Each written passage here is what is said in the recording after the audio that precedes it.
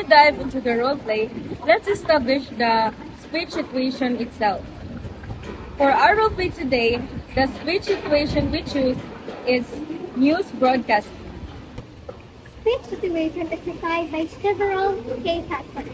Let's break down how news broadcasting fits this definition. The participants. In news broadcasting, the speakers are the anchors, reporters, and guests.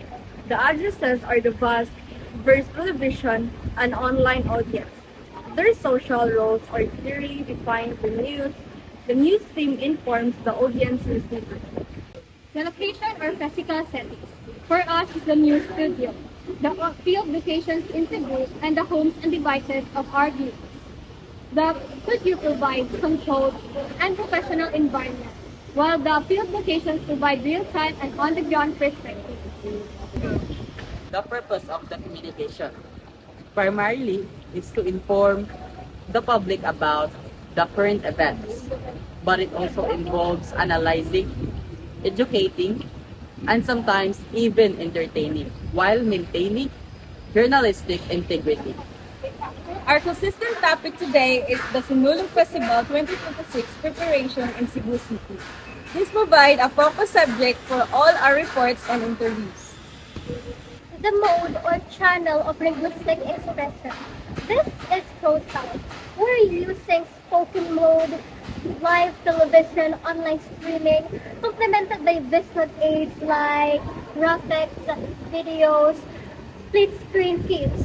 This channel demands a clear, concise, engaging verbal communication. So, as you can see, news broadcasting is a highly structured and dynamic speech situation. Now, let's see how our anchors navigate it.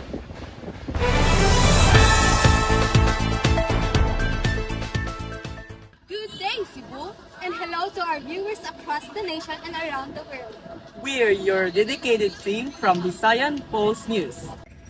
Bringing you the stories that matter, the moments that move you. We're live tonight on Facebook, YouTube, and all social media platforms. This is Visayan Pulse News. Your beat, your news.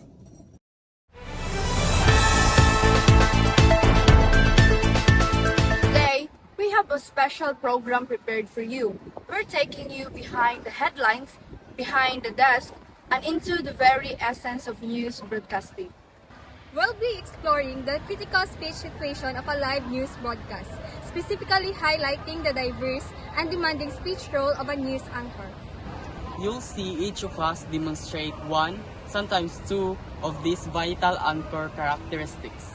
So stay tuned as we dive into the world of news anchors right here in Visayan Pulse News.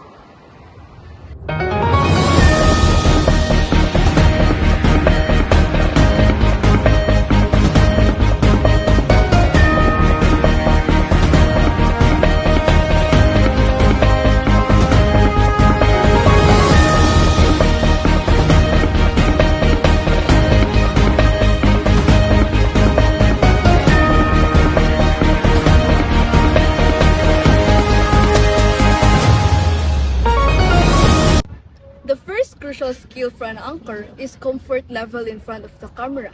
It's not just about looking good, it's about projecting confidence, authority, and reliability. Viewers trust an anchor who appears calm and collected even during breaking news. This comfort allows for genuine connection, making the information more digestible and credible.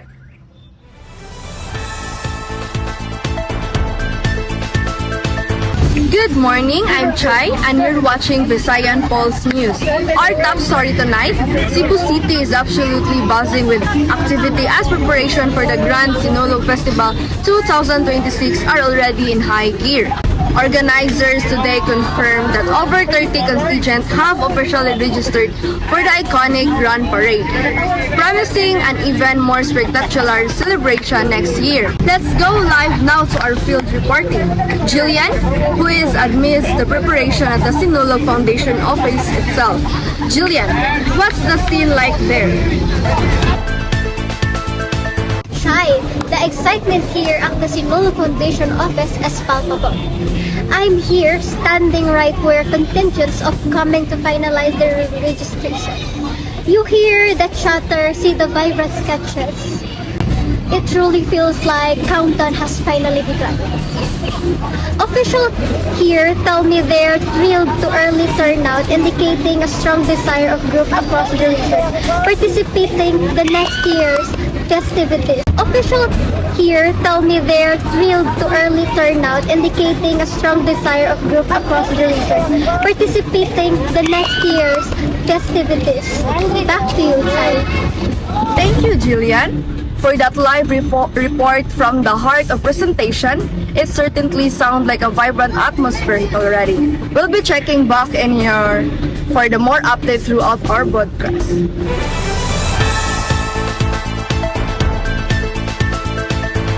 The next crucial of skills for a field reporter are excellent verbal, written, improvisational, and interviewing abilities. Out in the field, things are unpredictable. You might have a perfectly written script, but a sudden change in event flow, an unexpected guest, or even just ambient noise can throw you off. That's where sharp verbal delivery, quick improvisation, and the ability to conduct an impromptu interview are vital to keep the story alive and engaging for the audience.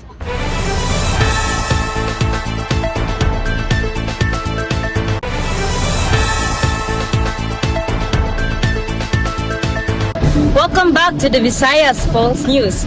As we continue our special coverage on the Sinulog Festival 2026 preparation, we now go live to our field reporter, Igmedio, who is the iconic Basilica Minor del Santo Niño, where the blessing of the Sinulog Dan contingent's images is traditionally held. Igmedio, what is the atmosphere like there, and have you caught up with anyone significant today? Princess, the spiritual heart of Sinulog, the Basilica Minor del Santo Niño, is already beginning to stir with anticipation. While the grand blessing ceremony is still some weeks away, you can feel the reverence in the air. I've been fortunate enough to run into this Aling Nena, a renowned local artisan known for crafting traditional Santo Niño garments. Aling Nena, let's go to Aling.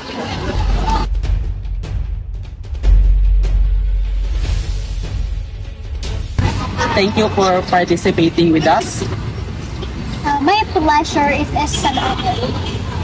Aling Nena, your work is a vital part of Sinulog tradition. Can you tell us, for those unfamiliar, what significant this This carries a prayer, a devotion. They represent love of Cebuanos for the Santo Niño, symbolizes purity, kinship, and miracles. He performs when contagious wear them. It's sacred wear them. It's sacred act of pledge and hope. That's beautiful explanation. Aling Nena, you've been doing this for many years. Have you noticed any changes in this design or devotion over time? Is there anything new or different that you're incorporating this year's while still honoring the tradition? The devotion remains strong, perhaps even stronger each year. Designs, they involve, yes, sometimes a new color, slightly different embroidery pattern. This year, we're focusing on lighter materials, more comfortable for the dancers in the heat. But always keep the classic symbols. It's about blending tradition with comfort for our modern devotees. Aling Nena, it's a truly inspiring to hear the passion and tradition behind your craft. Thank you so much for sharing your insights with this today. Daghang salamat. Viva Pit Senyor. Princess, as you can hear from Aling Nena, every aspect of Sinulog. Princess, as you can hear from Aling Nena, every aspect of Sinulog, down to the smallest detail, is embodied with deep meaning, tradition. Back to you in the studio.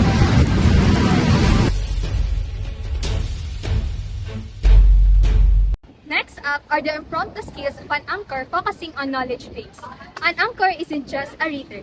They're an informed journalist, often an expert in their own right. This means possessing a deep understanding of local geography, history, cultural nuances, and key figures. This crucial knowledge allows them to provide essential context, ask intelligent questions, and speak with true authority, elevating the news from a mere information to a meaningful side.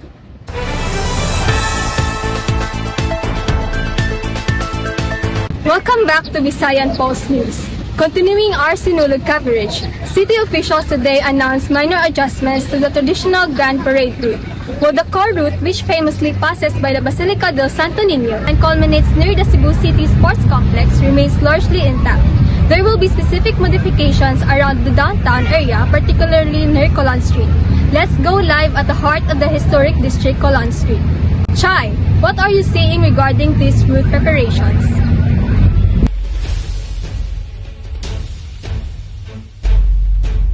Lolene, I'm here at Colon Street, famously known as the oldest street in the Philippines. And even now, weeks before Sinulog, it's alive with preparation. Engineers inspecting potential choke point and temporary barricades are being set up. This area is a narrow, passengers, and heavy pedestrian traffic. Always presents a unique challenge for parade route. The local vendors are keenly watching how this adjustment will impact their business during the festival. Back to you, Lillian. Indeed, Chai. Colon Street's historical significance and its layout certainly used to the complexity. From a knowledge-based perspective, it's worth noting that this stretch has been integral to the Cebuano celebration for centuries, and not just Sinulog. Has there been any indication from city planners on how they plan to manage the historical integrity of the area while ensuring public safety with these new adjustments? That's a key concern, Rolene. I spoke with Mayor Santos who assured me they are using lightweight, non-invasive barriers and have consulted with local historians to preserve the street heritage. They're trying to balancing out. A challenging but crucial balancing act. Thank you, Chai, for that insightful report from Colon Street.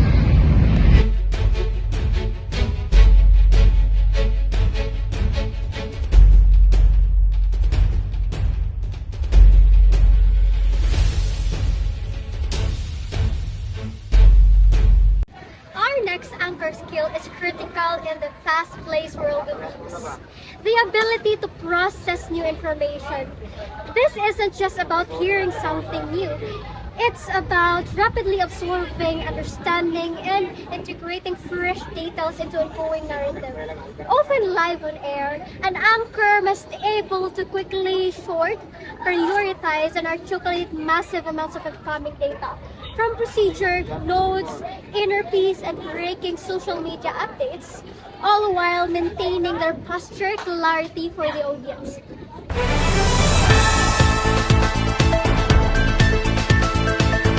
Welcome back to Visayan Pulse News. I am Jillian. Our Sinulog 2026 preparation coverage continues. And we have a developing story from our reporter in the field. Let's go live to Pia, who is the Cebu Provincial Capital Grounds, where a major Sinulog stakeholders meeting was expected to conclude just some minutes ago. Pia, what's the latest from the Cebu capital? Jillian, things here at the Capitol grounds are certainly more dynamic than anticipated. The stakeholder meeting indeed just concluded, but there's been an unexpected announcement. Earlier reports indicated a minor increase in the prize money for the Grand Parade winners, but I'm hearing whispers now that it's a substantially larger boost, aiming to attract more participants from outside Cebu. We're trying to get official announcement confirmation now. Thank you, Pia, for that initial update. So if I'm understanding correctly, while the meeting was wrapped up, the key takeaway is much more significant financial incentives for the participating contingents this year. You may elaborate on the new prize figures for being discussed. Have you heard anything about what might sponsors is increasing funding? That would certainly change the landscape for the next year's competition. Jillian, you are absolutely on top of it. My producer is just confirming it now. The prize money has reportedly been doubled. And yes, there are strong indications that a major telecommunications company known for its community involvement is stepping in as a key sponsor. This is a massive news for the festival, potentially drawing in groups from all over the Visayas and beyond. I'll be working to get an official statement on both those points for our next update. Back to you. Thank you, Pia. That is indeed a significant news. Doubling prize money will attract major sponsors, will and doubly elevate the Sinulog 2026 Grand Parade to unpredicted level. We'll continue the follow developing story closely to bring more details as they become officially available.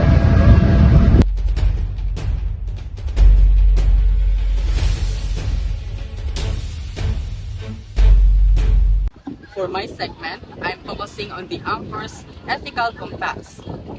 This is absolutely paramount in journalism. It guides the anchor to report with truth, fairness, and sensitivity, especially when covering potentially controversial or developing stories. An anchor with a strong ethical compass avoids speculation, ensures all relevant sides are represented, and prioritize verified facts to protect public trust and avoid misinformation.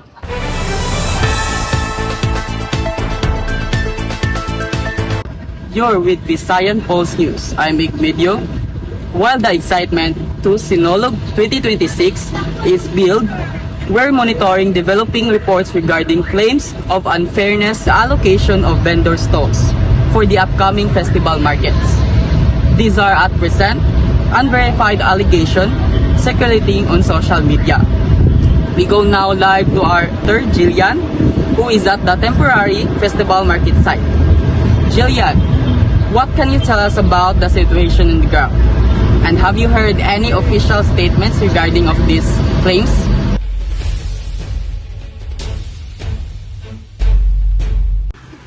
Igmedio. I'm here at the Design Festival Market area where preparation indeed underway. Through some trails remain empty. I've spoken with few aspiring vendors who express confusion and frustration over permit process. Claiming some have received favorable treatment. However, I have not yet heard an official statement from the City Market Office directly addressing that specific allegation. Efforts to reach them for comment is ongoing. Back to you, Emily. Thank you, Jillian. It's important to reiterate this that remain allegations. And Visayan Pulse News adheres strictly to its ethical compass, reporting only verified facts. Jillian, have you observed any specific action or statement from market organizer that might help clarify that process for the public, regardless of these claims? Yes, Igmedio. I've seen notices posted here stating that final allocations are still being processed and that appeals can be filled through specific office. So they are communicating information about the process, but not specifically on the allegations themselves. Thank you, Jillian. Moving on, we come to the command of the language. The skill is about an anchor absolute mastery of grammar, syntax, pronunciation, and tone. No matter how stressed or tired, the anchor must maintain impeccable verbal delivery. This ensures clarity, credibility, and prevents miscommunication, especially crucial during live broadcasts where every word counts. It's not just about speaking correctly, but speaking effectively and engagingly.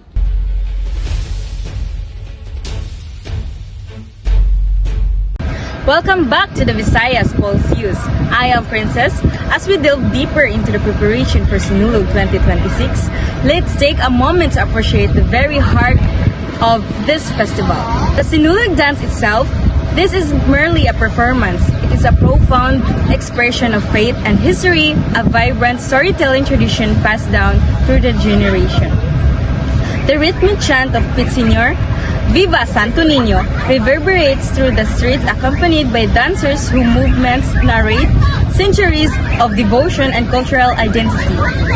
We now go to Chai, who has been looking into the intricate details of the Sinulog costume. Chai, how have this elaborate design evolved over time to continue telling this powerful story?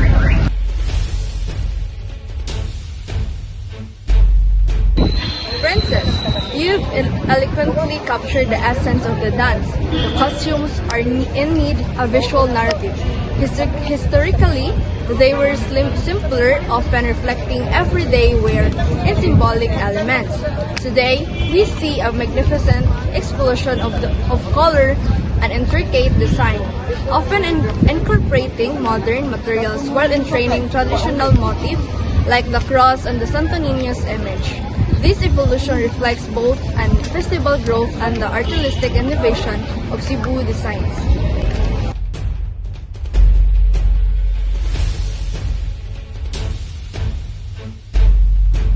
Next, we have interviewing finesse. This is more than just asking questions. It's an instinct for what people need and want to know. A skilled interviewer can identify missing elements in a story, draw out information through skillful, informed questioning, and most importantly, through attentive listening. It's about making the interviewee comfortable enough to share genuinely valuable insights.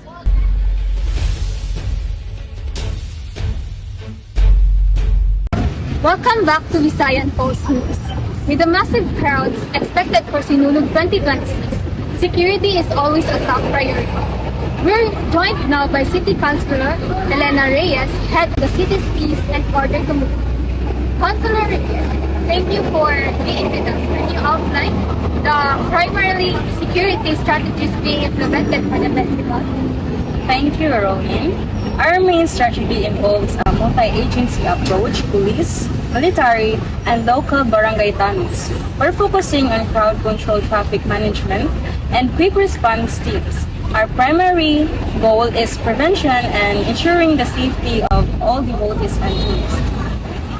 Councilor Reyes, that multi-agency approach sounds comprehensive. Given the sheer scale of the Sinulog Grand Parade, which often sees millions in attendance, how are you specifically addressing potential vulnerabilities at key points, such as the areas around the Basilica Menor del Santo Niño or the Cebu City Sports Complex? Are there any new technologies or methods being deployed this year to enhance surveillance and response times in those high-density areas? That's an excellent question, Rolene. This year, we ended integrating a new AI-powered surveillance system in partnership with a private tech firm specifically for those high-traffic zones you mentioned. It allows for real-time anomaly detection and significantly reduce response times. We're also implementing a new drone monitoring system for a wider area coverage. That's very insightful. Thank you, Councilor Reyes, for that shedding light on these critical security enhancements. We appreciate your time.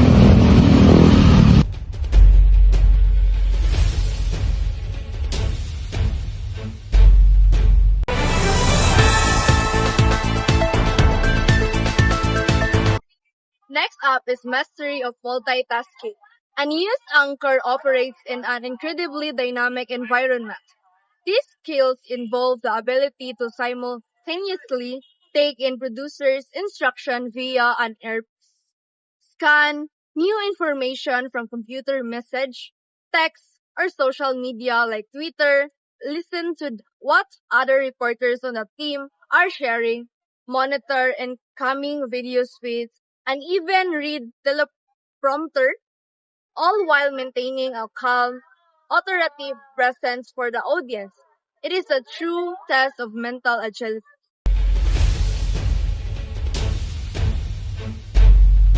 Welcome back to Visayan Pulse News. I'm Chai. We have some breaking news affecting traffic law in downtown Cebu City. Officials have just announced an unexpected temporary street closure along Osmeña Boulevard, depicting preparation for Sinulog 2026. And daily commuters, this closure requires immediate recruiting? Let's go live now to Relene, who is already on Osmeña Boulevard observing the initial impact. Relene, what's the situation in the ground?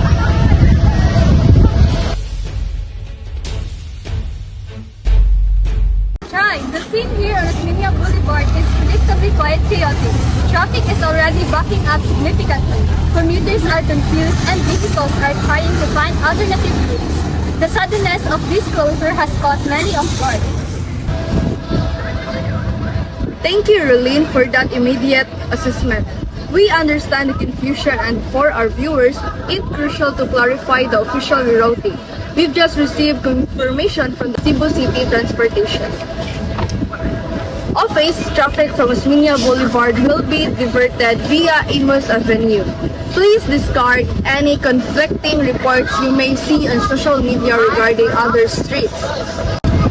Relene, with this confirmed diversion through Imus Avenue, what's the immediate advice do you have for drivers trying to navigate this unexpected situation? Chai, my best advice for drivers is patience, and if possible, use navigation apps for real-time updates. Imus Avenue will definitely see increased volume, so leaving earlier is the key. Back to you. Thank you, Relene, for that critical update and advice. Stay safe out there.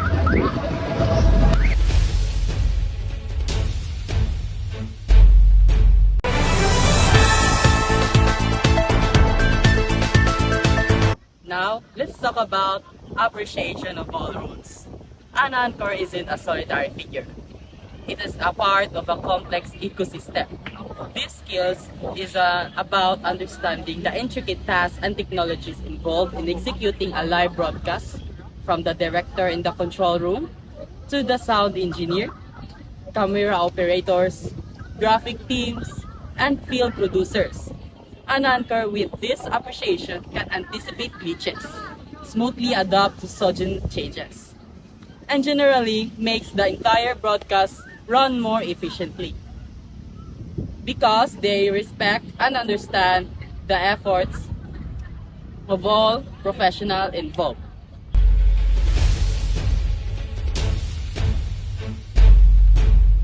Welcome back to Visayan Pulse News.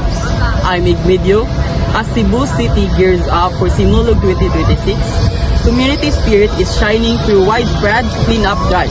We have a comprehensive video report on the efforts across the city. A truly commendable effort from our fellow Cebuanos, and expertly captured by our video team. This dedication extends to every corner of the city. Let's go live now to Jillian, who is at one of the larger cleanup sites, a coastal area often prone to debris. Jillian, what kind of impact are these volunteers making today?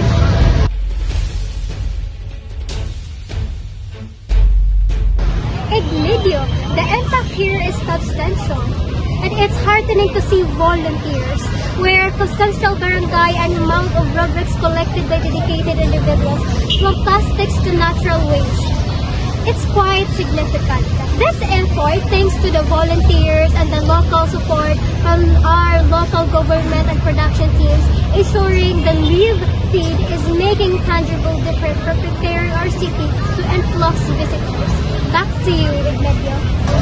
Thank you, Jillian, for that live report, highlighting both the community's efforts and the behind-the-scene coordination that makes such a coverage possible.